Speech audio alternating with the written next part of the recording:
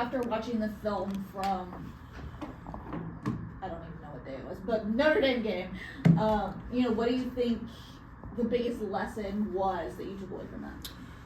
I thought we defended for longer stretches than we have the entire season.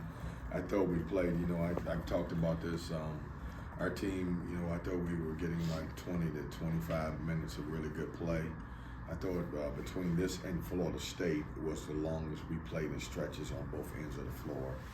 The ball didn't stick. I thought defensively we did a really good job of keeping Burton out the lane and also Davis, and certainly that was the reason why we won the game. How do you carry that into tomorrow? We just got to build on it. We got to get better. With this group is, focusing and concentrating on certain things. We spent 2 days really locked in trying to get better defensively. And it wasn't that, our team overall defensively wasn't great. We just had too many breakdowns that led to easy baskets. And, it's a work in progress, but I do like the steps that we took, obviously, to get better. What do you say about this? The way your team is playing offense right now, like it's only January, so there's sort of where you are now and where you think you can go. Yeah, I think guys are starting to get comfortable. For example, Marcus, had a really good game, but he did it in different ways. Early in the season, it was more paint touch, get to the free throw line, where he stepped up and made a couple threes. JT started off percentage-wise in the season not shooting the ball very well from three. And then obviously now he's starting to find his stride. So I think guys are starting to get a little bit more comfortable and understanding how to play together. So different, playing with a new set of guys opposed to, playing with DJ and Casey last year. And so we got so many new pieces trying to figure it out. But I do like the way that we're progressing offensively and getting a lot better. Breon. I guess what I would Notre Dame game was that this is Dontrez's third system, a lot of transfer just in general. Is that an kind of underappreciated or underrespected part of having a bunch of transfers coming? Is just time it takes to get comfortable? It does. It takes time, and listen, we're the perfect example of time. We started playing when we loaded the plane to go to DC last year, and boy, that was very magical of it. So you just don't know when you got so many dudes, when will the light come on? I can say a little bit about last year's team. We had lost about 7 games by 2 to 5 points, so you're right there. You look at this year's team. You take the Virginia game on the road; it's a one-possession game. Our Texas game here, really one-possession game. They got to run out at the end and make it 4 points, but it takes time. I mean, I know, it just doesn't happen overnight, and every coach hopes that it starts clicking a little bit earlier. The teams that have the most guys back typically are the ones who play better early. That doesn't always work out that way, but it takes a little time. Okay, what is it what about this version of the Tar Heels that concerns you going into this game? Well, we talk about starting to play well. I think in my opinion, obviously Hubert's, he knows his team better than I do. The SMU game was really good. I mean, I thought they played their best basketball. I think RJ, started off a little slow. He's starting to play better now. He's shooting the ball better. Their big guys are starting to get a little bit comfortable and understanding their role. The guard plays good, and Ian Jackson has been tremendous. I mean, he's been playing really good basketball. And so, I think, coming off the SMU game, I think they're playing really good basketball. How do you slow a guy like Ian Jackson down? Man, we just got to hope he miss. We got to, he's seeing a big rim right now. I mean, he is shooting the ball very well. We've got to do a great job of defending him. I mean, he's scoring in a lot of ways, and he's a very talented freshman. Sometimes you look at him and say, man, is he really a freshman? But he's playing really good basketball. He's playing as good of a basketball as any guard in this league during this moment right now. But I think we got to do a good job of trying to keep him in front. He's explosive in transition. He really scores a lot of baskets in transition also. We've had a key marquee win on the residents, and when the Saturday's game kind of changed that for you guys? I think every game, every Power 5 game, we didn't think, I'll push back on you a little bit. You said this, key game, the Florida State game now is a quad 2. And so with our league, you're going to get a bunch of quad twos, especially at home, because of the numerical part of it, like 1 through 35. So we won't get a lot of teams that's going to come in here that's going to be top 35 in the net. So you got to try to win as many quad 2 games or quad 1 that you get.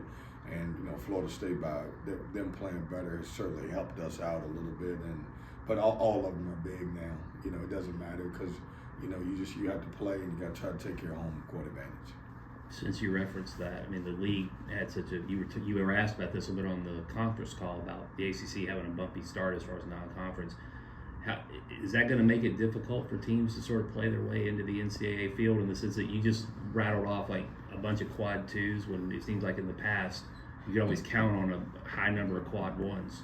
Yeah, I think the numbers haven't really worked great for us in several years, and I don't know why. It could be 20 games. It could be, the influx of transfers. Could be now NIL. But you just, at this point, you have to control what you can control. Most of the talking heads are going to have us with 4. Maybe an outside chance for 5, and I just don't think you can worry about it. I just think you got to lock into your team and try to figure out how to win games. But it's something that we, as a league, we have to look into, really dive into it in the next couple of years because, our league grew, it didn't shrink. And so, it's one thing when you have, 15 teams and you only get 4 or 5 in, now you're at 18. And you would think the metrics will work better when we get more, and it seems like we may even be getting less, and that's the tough thing about it. There was such a point made like with Jim Phillips and talking about everything from the off-season discussions about how do we improve this, how do everybody schedule better, right? All these little discussions, yet at the end though, sometimes it's just as simple as on-court results. It's just one bumpy year, or is this continuation of the previous things we've been talking about? I think this one is a bumpy year because in most of our challenges, it's either we won, it's a 1-game decision between the, we didn't have a great challenge against the SEC, and that really hurt us. Let's just say it was equal. It's a different metrics for everyone, but we just did not have a great SEC ACC challenge. And in the past, it's been more Big Ten, ACC. It's either split. We won a bunch of them, but when you don't win those games that are already scheduled, and then you go outside and play some more non-conference games, and we have some ups and downs, it really hurts. But your team showed a ton of resilience against Notre Dame and a lot throughout this season. What does that just say about the character of your roster, especially heading into this game against UNC? Yeah, I just think we're growing. We hadn't been able to put together. We had spurts where I felt like that we really were detrimental to ourselves. We didn't do a good job. And you look at, there's 2 games that you can go back at. It's the Florida State game, and you go back to obviously Notre Dame, and we finished those games. Now I can point to 2 where we didn't, Texas and Virginia. The other games they were where they were. But I think we grew up. We've tried to do more things in practice, more 5-on-5 situations where we put them in different spots where we're up 3, down 6, and you look back at the Notre Dame game, it was just complete composure for our guys. At 3:56 left in the game, we were down 7, and we found a way to win. We were down 10, the largest deficit that we had, and we found a way to win. And just because we just stayed the course, and nobody. When you got a new group and you get into circumstances where you need a basket, everybody's trying to figure out who's going to take that shot, and sometimes it takes you out of the game. And the Notre Dame game, everybody played together, and the ball found the right guy, and it went in. Breon played the last 4 minutes at point in that game. What did you see from him, and how do you kind of see him grow into this bigger role that he has this year? Yeah, I played Michael so much in the first half. I thought he was a little bit tired at the end, and it was more of a gut thing when we got down to the end. That group that was in there had started to play really good basketball, and I decided to close with them. I didn't want to, disrupt the chemistry that they were having late in the game. But, he's starting to feel a little bit more comfortable. I told the team in film yesterday, that play when the shot clock's running down, he could have panicked and took a bad shot. He kind of, kept his composure and found Ben, and then obviously Ben got fouled. So he's growing also. All of these guys are in such a new role, with JT and Ben, they're in a new role. And then, you obviously talk about Dennis Parker and you talk about Breon. All of those guys, even though they return, we don't get a lot of credit for them playing on the court together because they really did. Yeah. Brandon leads the team, I think, in rebounds, but there are times where it feels like you're not, and correct me if I'm wrong, but it feels like sometimes he's not, maybe he's consistently tough as he was expected when he came in. Have you talked to him about kind of your, what you want to see from him going forward? Yeah, it's hard for me to, get after a guy that's leading us in rebounding. We got somebody got to do that. I just think, he's the same way. He's got to feel comfortable in putting him in positions and everything else, and I think he'll continue to grow also just to get better. He's a guy that can really help us. He just got to get into a groove where you look at the difference in him and Ben right now. Ben has played in this program, knows where to be, knows how to play, and his energy is so high. And Brandon's really trying to learn how do you maintain. Sometimes as post guys in the day's game, you got to play hard and affect the game because you might not get as many touches, and that's what Ben does. Ben, I don't have to run one play for Ben and he can get 12 points. And Brandon is very talented with his back to the basket at times, so we do try to get him the basketball so he can score the ball. But I don't think it has anything to do with toughness. I just think he's still trying to figure it out. You used to joke about how Jericho was going to be a unicorn, and now Breon is going to be a 4-year guy. When you look back, it was a COVID period. You didn't have a spring and summer to evaluate him. He was playing football. Mm-hmm. What made you want to pull the trigger on him? And how remarkable is it that 4 years later that you're still working together? Well, he's one thing about him is he's won state championships. He's probably the best kid you're ever gonna meet. He's a tremendous ambassador for NC State and NC State basketball, and he was a really good basketball player. And it's taken him a little time to really get on the court and play the way he deserved. He's played behind some really good guards that have come to NC State, and after every year, he and I have a conversation like every player, and hey, is this the right place for you? Is there an opportunity to play? And we did the same thing this year, and his role has increased, and I'm happy for him because he could have bolted when most would. Everybody else is like, hey, if I ain't playing 20 minutes or 15 at least, I'm getting out of here. And you can't say that about Breon Pass. He loves the area. His mom and sister are really, not that far, and he loves NC State. So he decided hey, it's all about, let me get a great education, and I'm gonna play some good basketball, and I'll wait my turn. And he did. And obviously, this, JC. You guys know this in here. You do not see that anymore. It's no more wait and turn. It's wait for a semester.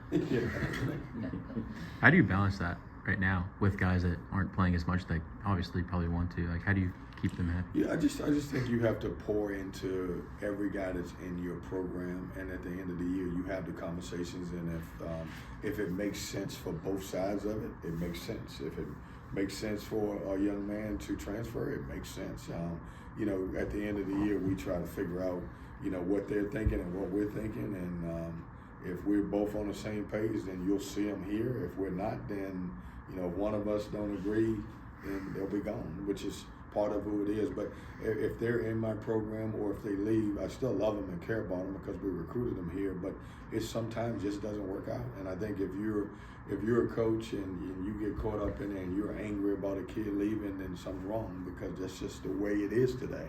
Like you have to get on the same page, and if you two guys can't sit across from the table and get on the same page and measure expectations, and this is what's expected, this is what I need from you, or if the guy, if the player's asking, hey, I would like 25, 30 minutes, and you don't have that for him, you gotta be honest with him. I don't have that. You may want to look for that somewhere else. Do you tell the new guys that tomorrow's game is going to be just a different atmosphere or whatever, because you got some other new guys? Do you tell them that, hey, whatever you face here, it's going to be different tomorrow? I think they know that. I mean, I like it. Sometimes as adults, we all run around this area and we think that our players don't know, but we the only ones that know. I mean, these guys run around the same area with Duke guys and Carolina guys, and also Wake's a little bit further down the road. But they understand that. We'll talk about it, but they understand that. And quite frankly, we talk about we've had. I know sometimes it's not full all the time, but compared to the ACC schools, we've had great attendance and been one of the top teams in the country in attendance for a long, long time. So one of the things we talk about when you come here is that you're going to have these opportunities to play these local great games that are really good. You mentioned the crowd after the Notre Dame game. Kind of what do you expect in that aspect of the game like tomorrow? Whoever can make it. I'm grateful that I don't pretend to know everybody's situation. I have no idea. Some folks may be out of town. I know that the weather may impact it. I just ask whoever's there. I'm grateful that they're there, and I never look at how many people show up at the game. I look at how loud the people are that's at the game, and that's important to me. I never try to figure out like why somebody's at the game. I'm the coach. We got a marketing department that does that. And my job is to put our team on the field, and not the field, but our team on the court, and obviously, we live with the results. But at the end of the game, those fans that were at our game, you could hear them get loud. That last 4 minutes, they really impacted our game. Seth Trimble's been dealing with an upper body injury. Yep. Came off the bench against SMU. You mentioned Ian and the successes he has had from a preparation perspective. It feels like the lineups they're putting out there could be very volatile compared to like what you may be used to at this point in time in conference play. How do you prepare for just all the different factors like that? I think you have to prepare as Seth's going to be 100%. He's got a game on him. Think about this now. We 2 weeks ago, nobody knew Burton's going to play. And Burton plays against Carolina, man, he was great. And then obviously he was really good against us too. But it changes you, but you have to prepare as the best players are going to play. Like if you do anything different, that's on you as a coach. But Seth's a good player, and he looked, just seeing him on tape, looks like he's ready to play, and I would expect him to be ready to play. Do you have any favorite snow day activities with the weather that could be a possibility? No, coaches don't have snow day activities. I mean, what my snow day activity is going to be. If it snows, I'm going to be in here looking at film, getting ready for the game. The game's going to go on. And so my snow day activity is getting ready and what time I'm going to show up at Lenovo and be ready to go. But I have I don't. During this year, coaches don't have many other activities but opening a laptop, going to practice, coming in here, meeting with you, which I'm grateful to be with you. But we don't have, I don't get a chance to get out, and I'm older too. I ain't getting out in the snow. My kids now, older. We ain't getting out building snowman and all that stuff. And by the way, it doesn't snow enough around here to have that anyway. Just so you know. So your car has a 4-wheel drive. It does, and I don't. I'm fortunate that I do have a garage that I park it in there, and then when I come out here, But listen, we're talking about this. Is there going to be enough snow around here to make a difference? I don't know that. And listen, I mean that in a sincere way. I'm glad that we don't have a lot of snow around here. We're not Florida at all as far as snow, but we don't get a lot of snow in Raleigh. We just don't. I don't know, when's the last time we had a lot of snow? Has it been 2 years, 3 years, 4 years? 2 years, the most measurable. By measurable, I mean 2 inches. Yeah, 2 inches. I remember growing up in Virginia back in the day, and Virginia's not that far from North Carolina. We had real snow, but somehow we don't get a lot of snow. I know you guys came here to hear me talk about snow. Yeah. Do you think this is a matchup that could favor a small ball lineup or a lineup with Ben and Brandon? I think both. They've been playing more Drake Powell, and sometimes they come on the bench with Withers, and Withers and Drake Powell both are more perimeter guys. So I think it's both. I think you can go with both. So you're just going to try and adjust to whatever they do and match that? No, we're going to play our basketball and just try to figure it out. But it's our Dontre Styles is starting to play really well. So I don't know if we'll roll the big lineup out or have him in the lineup, but he's playing well. It's weird when people say small ball, at 6'7", when you become a small guy. But I get it, we say small ball, you know, when they talk about small ball, Torrin Dawn was pretty doggone good at small ball, but he's 6'4", 6'5". This guy's 6'7", and we're still talking about small ball. Coach, you mentioned Dontrez Styles. Yep. And his ability just looks like a Swiss Army knife. What can't he do? What have you been mostly impressed with from his game? I just think I love his growth, and you know the one thing I really like about Dontrez is that he is a competitor, and what I mean by it is, you know, it means something to him. You know, losing affects him. Like, he's gonna be that one guy, not the one, because we got plenty of guys, but you know, if he doesn't have a good game, or if he has a good game, he's gonna be in the Dale working and working and working. And that's what I respect about him, because some guys can make excuses about it. I've never heard him make an excuse.